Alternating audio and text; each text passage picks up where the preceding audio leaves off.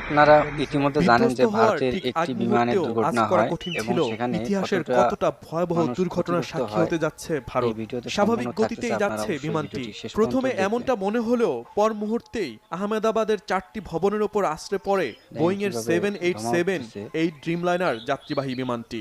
সাথে সাথেই আগুন ধরে যায় তাতে। আসলে কালো ভিডিওটি ধোঁয়ায় ধারণ না ঢেকে যায় করলে আমরা চারপাশ। কিছুই বুঝতে পারতাম না, সবচেয়ে দেখতে ভয়ঙ্কর পারতাম না। বিষয়, দুর্ঘটনায় শুধু বিমানটিই নয়, আগুন ধরেছিল যে ভবনগুলোর উপর বিমানটি আছড়ে পড়ে। পুড়ে ছাই হয়ে গেছে সে ভবনগুলো।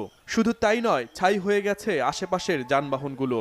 ফায়ার সার্ভিসের টিম এসে আগুন ভারত নেভানোর চেষ্টা সরকার করতেছে। জানিয়েছে বিমানটি আহমেদাবাদের যে ৪টি ভবনের উপর আছড়ে পড়ে তার সবগুলোই একটি মেডিকেল কলেজের হোস্টেল। সেখানে এমবিবিএস শিক্ষার্থী থাকত।